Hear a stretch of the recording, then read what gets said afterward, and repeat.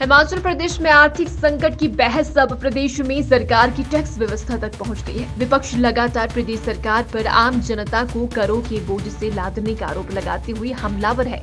जयराम ठाकुर ने बीते दिनों सरकार पर खेलों के मैदान और उपकरणों पर भी टैक्स लगाने का आरोप लगाया।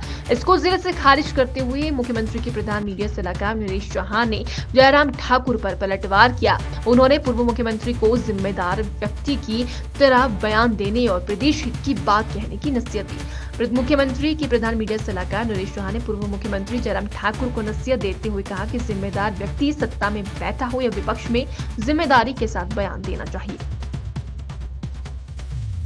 जम्मू कश्मीर में लोगों ने 10 साल बाद वोट दिया, वहाँ 10 साल बाद चुनाव हुआ और जनता ने जो अपना मैंडेट दिया उसने नेशनल कॉन्फ्रेंस और कांग्रेस पार्टी की मिलजुल के सरकार बन गई। इसके लिए हम जम्मू कश्मीर के लोगों को बधाई देते हैं कि वहाँ एक चुनी हुई सरकार को काम करने का मौका मिलेगा और वो लोगों के विकास के लिए और प्रदेश के विकास के लिए काम करें। अब जहाँ तक सवाल था कि हरियाणा में जो एक माहौल था, जो उम्मीदें थी, हरियाणा में 10 साल से भारतीय जनता पार्टी की सरकार थी और हरियाणा हमारे पड़ोस में लगता राज्य भी है और जो वहाँ माहौल था, एंटी इनकम्बेंसी थी पिछली सरकार के खिलाफ, वो सबको दिख रही। आप ये समझें जो चुनाव के दौरान कांग्रेस पार्टी का जो प्रचार रहा, जो भी नेता वहाँ गए, बहुत अच्छा रिस्पांस हर वर्ग का, किसानों की बात करें, युवा साथियों की बात करें या और दूसरे वर्गों की, पूरा बहुमत के साथ कांग्रेस पार्टी को उम्मीद थी कि वहाँ सरकार बनने जा रही है कांग्रेस की। और आप समझें कि जितने भी सर्वे हुए, चाहे वो किसी मीडिया हाउसेस के थे, यूट्यूब चैनल्स के थे, आप एग्जिट पोल की बात करें, पूरी तरह से माहौल 100%, एक पूरी संभावना थी हर जगह कि कांग्रेस पार्टी को हरियाणा में 50, 55 और 60 सीट तक आराम से जो मिले। उसका कारण था कि लोगों में जो है पिछली सरकार के खिलाफ वहाँ गुस्सा था। अब बड़ी हैरानी करने वाले ये रिजल्ट्स रहे कि किस प्रकार से ये एकदम से मॉर्निंग में जब गणना शुरू हुई, काउंटिंग चली, तो उस वक़्त भी आप देखें कि बहुत तेज़ी से जो लीड थी वो 70+ चली गई और सबको उम्मीद भी थी, पूरे देश के अंदर भी, चाहे मीडिया जगत के लोग थे, चाहे पॉलिटिकल सिस्टम में, और भी हमारी डायरेक्टली बात होती रही प्रचार के दौरान भी, तो माहौल बहुत अच्छा था।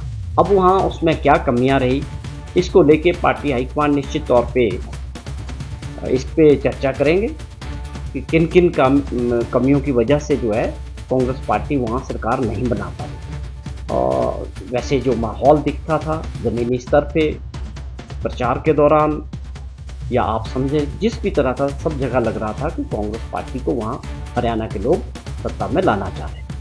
लेकिन अब हाईकमांड इस पे निश्चित तौर पे इसको देखेगा कि कहाँ पे क्या क्या कमियाँ हैं। आपको लगता है जो हिमाचल में कांग्रेस है अपनी गलतियां की थी, उसका असर हरियाणा में पड़ा, इस वजह से नहीं, इसमें ये कोई इशू नहीं होता। देखो आपके सामने है कि पहली बात तो वो सारे चीज़ें एक स्ट्रेटजी के तहत प्लानिंग थी, भाजपा घबराई हुई थी, गलत और झूठ को बेचने का प्रयास उन्होंने जरूर किया, पर उसका कोई असर नहीं हो सकता। दूसरे राज्यों की अपनी परिस्थितियाँ होती हैं और जब भी कोई राज्य, आप समझें कि राज्यों के चुनाव में अपने लोकल इश्यूज़ पे ही लोग जो है वोट करते हैं, उनके अपने इश्यूज़ होते हैं। आप ये बात तब कर सकते हो अगर जनरल इलेक्शन हो, लोकसभा का चुनाव हो, तो राष्ट्रीय स्तर पर उसके मुद्दे होते हैं।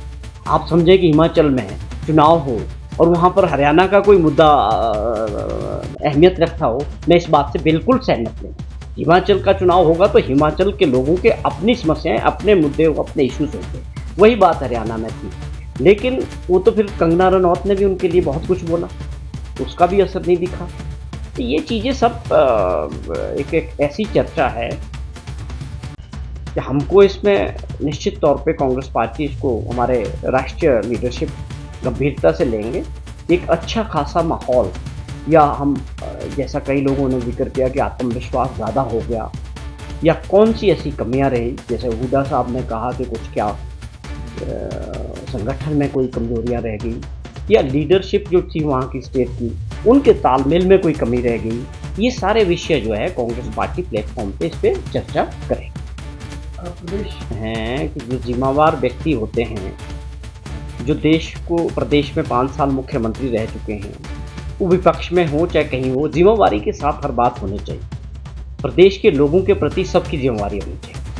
ये नहीं सोचना चाहिए कि केवल जो लोग सत्ता में हैं उनकी सारी जिम्मेवारियां, हमारा काम है झूठ फैलाना, लोगों को भ्रमित करना सिर्फ मीडिया के जरिए।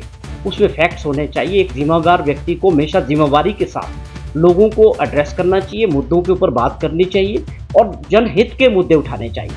कि भैया आप कोई एडवाइस करें, जयराम जी बताएं कि 2 वर्षों में कौन सी चिट्ठी, कौन सा मुद्दा उन्होंने जनहित का सरकार को या मुख्यमंत्री जी को लिखा है।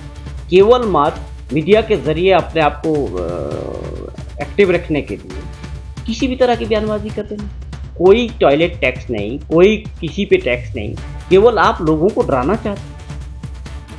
ये बिल्कुल गलत है।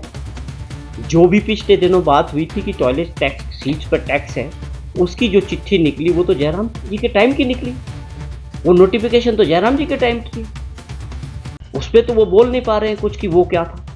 तो इस तरह से गलत प्रचार के जरिए भाजपा ने एक तय कर दिया है कि झूठा प्रचार और गलत प्रचार से लोगों को भ्रमित करने का जो काम भाजपा कर रही है, मुझे लगता था कि इस बार ये हरियाणा में भी रुकेगा, लेकिन उनको वहाँ कामयाबियाँ मिली। उसके क्या कारण रहे, ग्राउंड रियलिटीज हरियाणा की अपनी अलग होगी, ये चीज़ें देखने वाली है। लेकिन जयराम जी को मेरी यही एक प्रार्थना रहेगी कि आप जिम्मेदार व्यक्ति हैं, विपक्ष के नेता हैं, कुछ अच्छे मुद्दे उठाएं और उनमें अच्छी बात होगी तो सरकार आपके विचारों को भी उस पर शामिल करेंगे और वो उस पर साफ तौर पे प्रदेश के हित के लिए और प्रदेश में जो आर्थिक स्थिति आप छोड़ गए हैं बदहाल करके अपने टाइम में, तो आप ऐसा 5 साल का आपका समय रहा जिस व्यक्ति ने कोई एक कदम नहीं उठाया प्रदेश की आर्थिक स्थिति को ठीक करने के लिए।